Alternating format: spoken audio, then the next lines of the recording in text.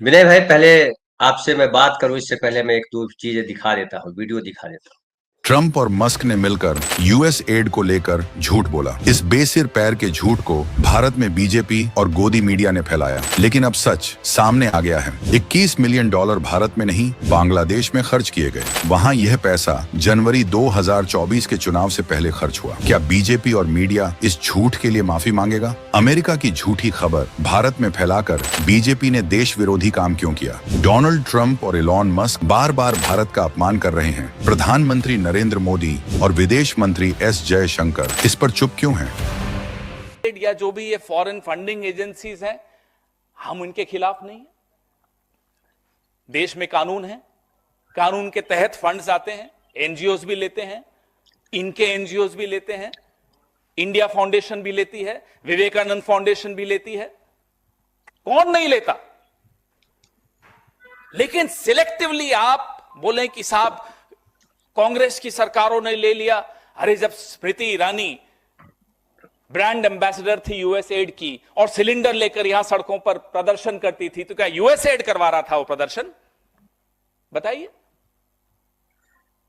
अन्ना हजारे, उनका एक वीडियो मैं भी आपको दिखाता हूं। यहां आंदोलन किया हमारी सरकार, उसके बाद चुनाव हारी, फिर वो अमेरिका में गए, रोड शो किया उन्होंने।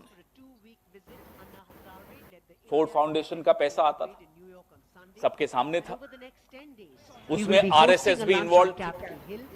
देखिए ये वीडियो, ये अन्ना हजारे जी घूम रहे हैं न्यूयॉर्क की सड़कों पर। and the son and daughter of Martin Luther King. He will also be sharing ideas with Silicon Valley entrepreneurs and speaking at the prestigious Wharton School. सच्चाई यह है कि मोदी साहब ट्रंप से ये एक तरफा रिश्ता निभाते हुए जो देश की साख पर, देश की आबरू पर जो बट्टा लगा रहे हैं, वो सच्चाई आपके सामने रोज आती है, रोज आती है। वहां जाते हैं बिना बुलाए जाते हैं, पहली बात तो अनइनवाइटेड जाते हैं। जब शपथ थी तब बुलाया नहीं गया उनको, फिर भी गए। अब क्यों गए वो तो आप लोग कोई पत्रकारिता करिए, इन्वेस्टिगेटिव, तो मालूम पड़ेगा कि क्यों गए।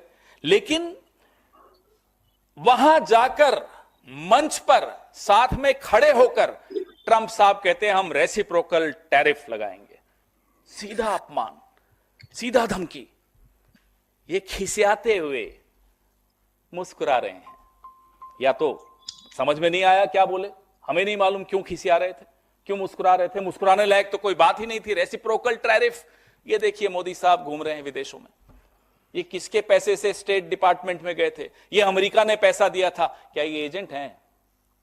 क्या ये उस वक्त से ट्रेनिंग लेने गए थे कि कैसे मनमोहन सिंह जी की सरकार को अस्थिर करना है, कांग्रेस की सरकार को अस्थिर करना है? ये आपको सामने फोटोएं दिख रही हैं, देखिए लगातार। ये नौजवान है मोदी जी, देखिए, तब 50 इंच थे, अब 56 इंच हो गए। देखिए,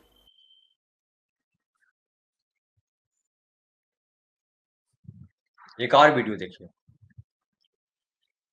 गौतम अदानी का नाम लेता है, कहते हैं झूठ बोल रहा है अमेरिका।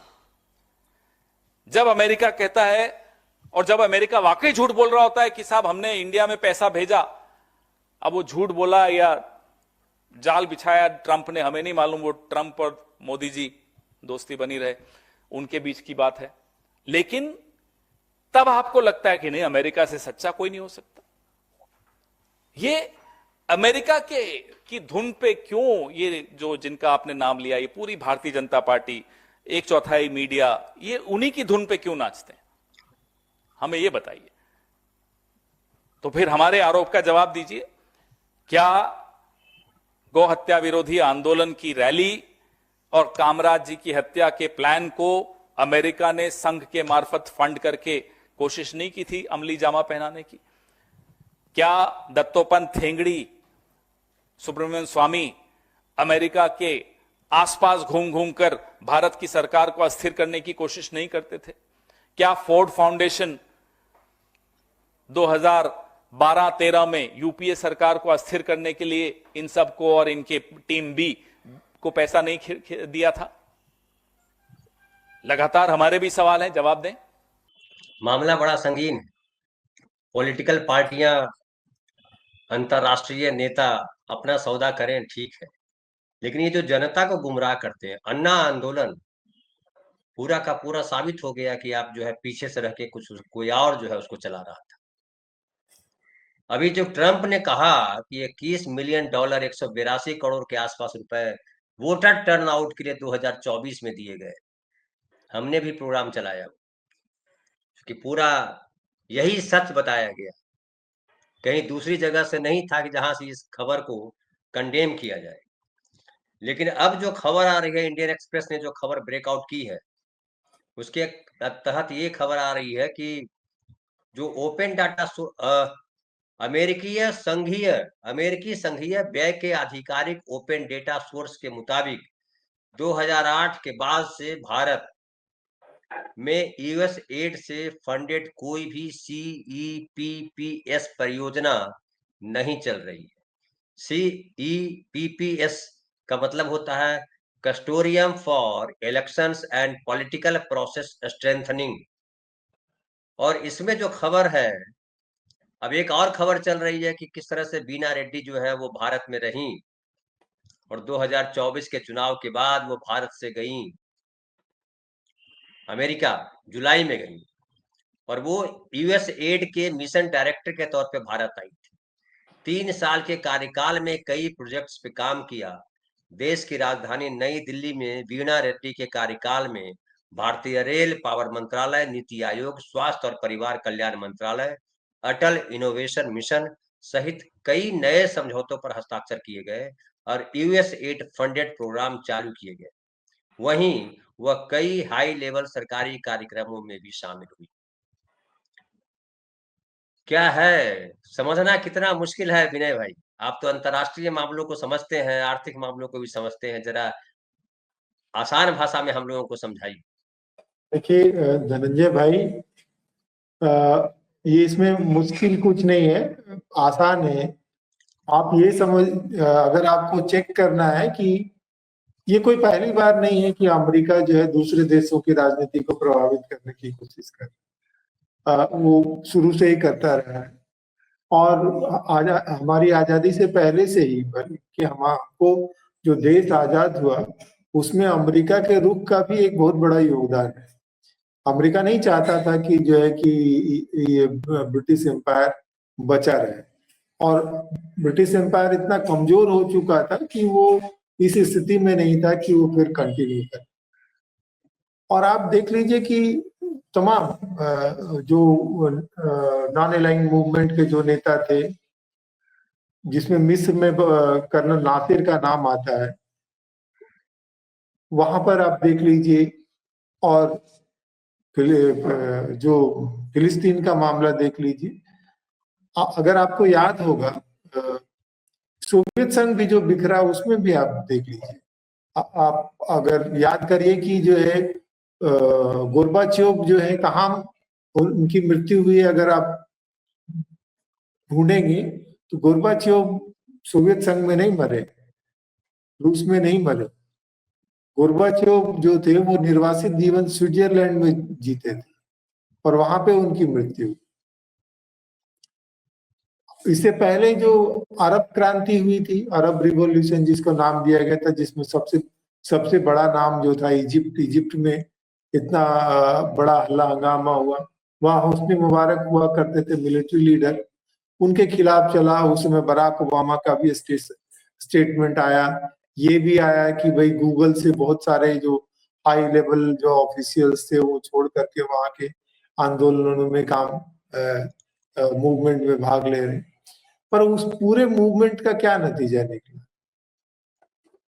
हुस्नी मुबारक जेल में गए, फिर जेल से छूट गए, और जो व्यक्ति चुनाव जीत करके आए उनकी अंतिम परिणति जेल में और जेल में मृत्यु में।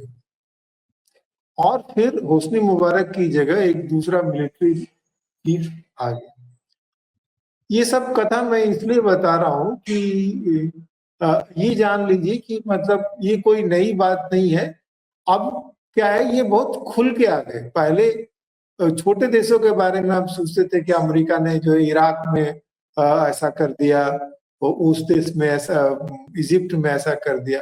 अब हालत ये है कि अमेरिका में जो इलेक्शन होते हैं उसमें आरोप लगता है कि भाई इसमें जो है रूस ने हस्तक्षेप कर दिया और उसकी वजह से चुनाव परिणाम क्लिंटन का हारने में जो है पुतिन का बहुत बड़ा योगदान है या चीन का बहुत बड़ा योगदान है, और इसीलिए जो है पुतिन के साथ बहुत रियायत से बात कर रहे हैं। अगर मेरी एक अपनी वो जिसको बोलते हैं कि अंडरस्टैंडिंग आई है, जिस भी नेता के बारे में बाजार में बहुत सारी किताबें छपने लगे ना, आप समझ जाइए कि उसके पीछे जो है वो कोई अंतरराष्ट्रीय मामला चल रहा है। आप चेक कर लीजिए इसमें वो। और ये जो फोर्ड फाउंडेशन है, रॉकफेलर फाउंडेशन है, ये सब नर्सरीज है, ये सब नर्सरीज है और लंबे अवधि में काम करते हैं। नेताओं को बनाना, एस्टैब्लिश करना, उनको फिर आप इमरान खान का उदाहरण लीजिए। पाकिस्तान में कोई भी नेता जब डिस्टेबलाइज होता है तो सबसे पहले भाग के सऊदी अरब जाता है, सऊदी अरब से भाग के फिर लंदन जाता है, और लंदन से फिर भाग के जाता है अमेरिका। वहां जब डील हो जाता है फिर वापस आ जाता है, फिर वहां एक चुनाव होता है और फिर वो शासन में आ जाता है। अब उसमें जो पवन खेड़ा साहब जो नाराज हो रहे थे और जो बोल रहे थे, उसमें जो सेंटेंस है वो सेंटेंस गौर कर, कौन नहीं लेता है पैसा, समझिए, वो इम्पोर्टेंट बात। आप प्रमोद महाजन के दौर को देख लीजिए, उस समय बहुत चर्चा भी चली थी कि भाई एक और वीडियो दिखाता हूं, फिर आप उस पर कंप्लीट। अब लगातार मोदी सरकार के मंत्री यूएसएड के अधिकारियों से बात करते हैं, मुलाकात करते हैं। आपको फोटोज और एनेक्शर्स में दे रहा हूं। 2024 में पीयूष गोयल कि भाई 2030 तक शुद्ध शून्य कार्बन उत्सर्जन के लिए बैठक यूएसएड से की। ये यूएसएड से क्यों पैसे ले रहे हो साहब? आप लो तो देश के हित में है, कोई किसी और सरकार में कोई एनजीओ ले तो वो देश के विरोध में है। षड्यंत्र तो ये है कि 2016 की नोटबंदी से ठीक पहले यूएसएड से कैशलेस इकोनॉमी पे समझौते नरेंद्र मोदी करते थे। तो ये डिमोनेटाइजेशन क्या अमेरिका के कहने से हुआ? किसको लाभ पहुंचा रहे थे आप इस डिमोनेटाइजेशन से? अमेरिका के हाथ की कठपुतली बने हुए थे। करोड़ों करोड़ों हिंदुस्तानियों की नौकरियां गई, अनऑर्गेनाइज सेक्टर बर्बाद कर दिया। अमेरिका के कहने से किया। हम भी ये जानना चाहते हैं। कोविड में $100 मिलियन नरेंद्र मोदी जी ने यूएसएड से लिया। हम क्या मान लें कि आप भी उनके हाथों में खेल रहे हो? कहने को कोविड के लिए था, दरअसल कुछ और था। तो बोलने से पहले इन्हें 10 बार सोचना चाहिए। अपने संघ का इतिहास देखना चाहिए पिछले 70 सालों का, कि संघ ने कहां कहां से पैसे लिए, विदेशों में क्या क्या ये करते हैं। अमेरिका में संघ किन बड़े धनाढ्य लोगों के ऊपर निर्भर रहता है, अब मेरे मुंह से नाम निकल जाता, फिर केस होते हैं। यूरोप में क्या होता है, लंदन में क्या होता है, कौन है संघ के लोग लंदन में, और क्या क्या मीटिंग्स करते हैं, किसके खिलाफ मीटिंग्स करते हैं, किस तरह के षड्यंत्र रचते हैं, क्या किसी से छिपा हुआ है? हम भी 54 साल 7 महीने 40 दिन सरकार में रहे हैं, हमारे पास भी कुछ सूचनाएं होंगी। हम चुप हैं इसका मतलब नहीं कि हम वक्त पे नहीं बोलेंगे। हम चुप हैं इसका मतलब ये नहीं कि वक्त पे हम ऐसे कठोर कदम नहीं उठाएंगे कि संघ मुंह दिखाने लायक, शाखाएं तो छोड़ दीजिए, मुंह दिखाने लायक नहीं बचेगा। आज जो उछल रहे हैं, हमें मालूम है उनको कैसे बैठाना है और कब बैठाना है। अब यूएसएड की और मैं आपको बताऊं, देवेंद्र फडणवीस जी, मतलब पूरी लिस्ट है, अभी इतनी लंबी लिस्ट पढ़ूंगा तो पूरा दिन निकल जाएगा। 10 नवंबर 2022 को देवेंद्र फडणवीस जी उनसे आपसी सहयोग की चर्चा करते हैं। क्यों? यूएसएड का क्या मतलब है भारत में? अगर आपको लगता है यूएसएड इतना गलत है, आपके मंत्री, आपके मुख्यमंत्री, आपके उप मुख्यमंत्री, आपके तमाम संतरी मंत्री सब इन्हीं से मिलकर बात कर रहे हैं। क्यों? बीच में फिर कुछ इन्होंने कहा था कि भाई सोरोस से पैसा लिया, इन्होंने लिया, उन्होंने लिया। फिर हमने कहा कि साहब जो जयशंकर जी हैं उनके पुत्र, उनका क्या हुआ? हम हैरान हैं। ये सब जानते हुए भी इनको लगता है कि हम बोल देंगे और बात चल गई तो चल गई। अब आप सरकार में बैठे हो, गैर जिम्मेदाराना तरीके से बात करना इनको बंद कर देना चाहिए। विनय भाई, आप जो बोल रहे थे उसकी इम्पोर्टेंट कड़ी मैंने आपको दिखला दी कि ये इम्पोर्टेंट कड़ी है कि हमको ही पता है आरएसएस क्या करते रहे, मुंह दिखाने लायक आरएसएस नहीं रहेगा, और हम अगर आ गए अपने पे तो धमकी भी है। आप इस पूरी इस अभी जो दिखाया 2-2.5 मिनट का, इसको किस तरह से आप देख रहे हैं? अब इसको देखते हुए बात कीजिए आप, उनका नेट अटक रहा है। देखिए जी धनंजय भाई, ये जो पूरा प्रेस कॉन्फ्रेंस है, उसे जो हम लोग सुबह बात कर रहे थे कि पॉलिटिकल रिफॉर्म जब तक नहीं हो, इलेक्टोरल रिफॉर्म जब तक नहीं होंगे, तब तक ये जो हमारे यहाँ की जो लोकतंत्र, जो डेमोक्रेसी है, इसको कोई हाईजैक कर लेगा और अपने हिसाब से, और वो चीजें हो रही है।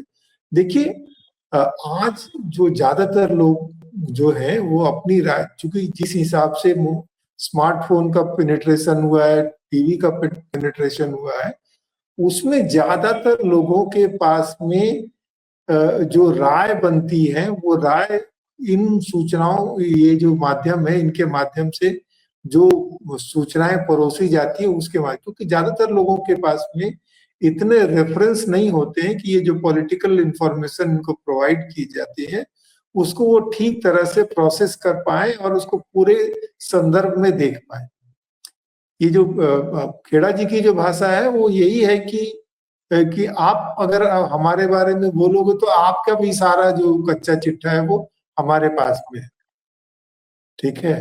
और इसमें कोई वो गलत बात नहीं। आप देखेंगे कि ज्यादातर लोग जो है, वर्ल्ड बैंक हो गया या आईएमएफ जो हो गया, लोगों की दूसरे देशों की राजनीति को अफगानिस्तान में देखिए जब चुनाव हुआ था, अभी तो तालिबान आ गया, उसके पहले जब चुनाव हुआ था, जो 2 कैंडिडेट थे उसमें से एक कैंडिडेट वर्ल्ड बैंक का मुलाजिम था, और अमेरिका ने पूरा दबाव देकर दूसरे कैंडिडेट को उसके पक्ष में बैठने के लिए कर दिया।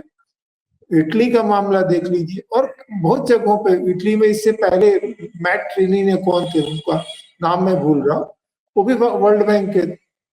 वर्ल्ड बैंक जो बहुत, हमारे मनमोहन सिंह वर्ल्ड बैंक से काम करके आए, तो ये तो आप भूल जाइए कि आप जो है वर्ल्ड बैंक और आईएमएफ के प्रभाव से मुक्त है। भाषण आप जितना भी दे लीजिए उतना दे लीजिए, क्योंकि पूरी अर्थव्यवस्था उनके चंगुल, उसमें ये कि आप कितनी ईमानदारी से इन संस्थाओं का विरोध करने की कुव्वत रखते हैं। अब जो मूल सवाल ये है कि आखिर ट्रंप साहब को क्या पड़ गई थी कि वो झूठ बोलते, ठीक है ना। तो 1-2 वजह हो सकती झूठ बोलने की, तो उनकी ऐसी व्यवस्था नहीं है, जब तक उनका अपना कोई फायदा नहीं हो तब तक वो क्यों झूठ बोलेंगे।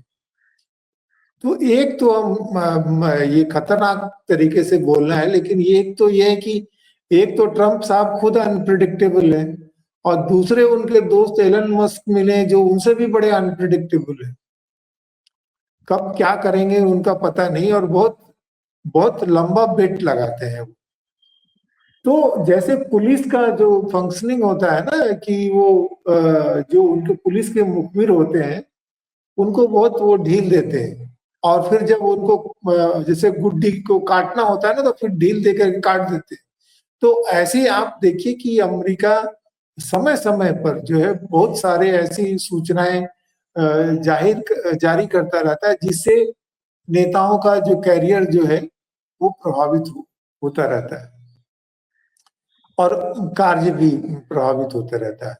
सबसे जरूरी बात ये जो आई कि $21 मिलियन, और उसमें तुरंत मोदी जी भी बहुत, उनमें भी धीरज का अभाव है। वो कोई भी ऐसा मौका नहीं चूकना चाहते हैं जिससे कांग्रेस पर वो हमला कर सके, चाहे वो फ्रीडम ऑफ एक्सप्रेशन मामले में तुरंत कूद करके उन्होंने कह दिया कि जो है अम्बेडकर के संविधान को बदलने की, उन्होंने वो कुछ देखा ही नहीं कि वो मामला क्या था, किस लिए वो मामला आया और क्यों परिवर्तन किया गया।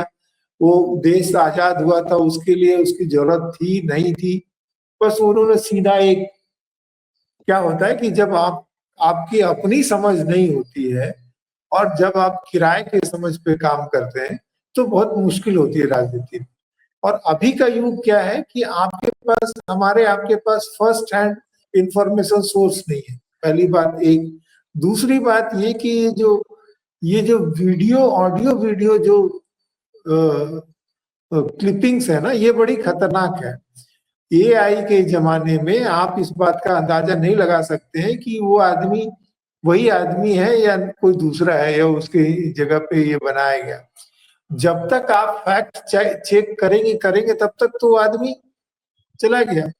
जब तक राजीव गांधी के ऊपर से ये चार्ज हटा कि बोफोर्स तोप में उन्होंने कोई ऐसा गुनाह नहीं किया, क्योंकि वही बोफोर्स तोप जो है कारगिल के समय में सबसे इफेक्टिव ढंग से काम, आप नैरेटिव क्या बनाने में सफल होते। तो नैरेटिव बन गया और वो 64 करोड़ रुपए में ही कांग्रेस निपट गई, राजीव गांधी निपट गए।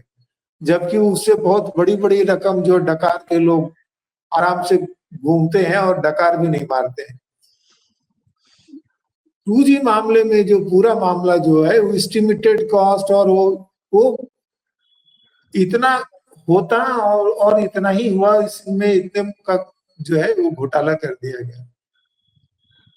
मैं किसी को करप्शन के पर बहुत सारी संस्थाएं जो है इस तरह से अंतर्राष्ट्रीय स्तर पर चलती हैं और इस तरह का वो नैरेटिव बनाने का काम करते। मोदी जी जब आए तो सबसे पहले जाके फेसबुक के ओनर से मिल करके आए, क्योंकि उनको पता है कि मीडिया की क्या ताकत है, व्हाट्सएप और फेसबुक के सहारे कैसे राय बनती है, खास करके ऐसे लोगों की जो बहुत पके हुए नहीं होते हैं आइडियोलॉजी के हिसाब से। तो अब ये हमारे लिए बहुत चिंता की बात है कि आखिर क्या बात है कि ट्रंप ने इस तरह से भारतीय नेताओं को जलील, पहले तो बीजेपी को जलील किया उन्होंने, और फिर मतलब प्रधानमंत्री के सामने वो इस तरह की उनको कोई अगर भारत के साथ सही में उनका रिश्ता मजबूत करना है, भारत एक बहुत बड़ा बाजार है, तो उनको सम्मान ठीक है, आप हमारे आदमियों को भेजते पर इतनी जलील करके तो नहीं भेजते। या वो प्रेस कॉन्फ्रेंस में ही वो हम बराबर वोट, अब फिर वो बोल रहे हैं कि चाइना के साथ हम बातचीत कर सकते हैं। तो वो स्थिर चित्त के आदमी नहीं है।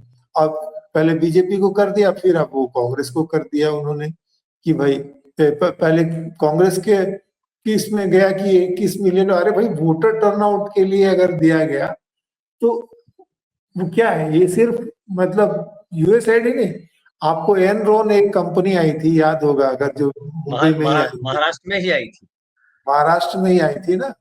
तो एनरॉन ने 65 करोड़ रुपए पॉलिटिकल एजुकेशन में दिखाया था। तो ये बड़ी सफाई से जो बड़े कॉरपोरेट और ये जो है, क्योंकि बहुत बड़ा स्टेक कॉरपोरेट का लगा होता है स्टेट में, तो इसीलिए वो राजनीति को बैकडोर चैनल से प्रभावित करने की कोशिश करते हैं। और इसीलिए मोदी जी हमारे देश की व्यवस्था को भी जो है प्रेसिडेंशियल फॉर्म की तरफ धकेलना चाहते हैं। तो वहां चीजों को कंट्रोल करना आसान होता है, हमारे सिस्टम में, पार्लियामेंट्री सिस्टम में चीजों को कंट्रोल करने में मुश्किल हो रही है।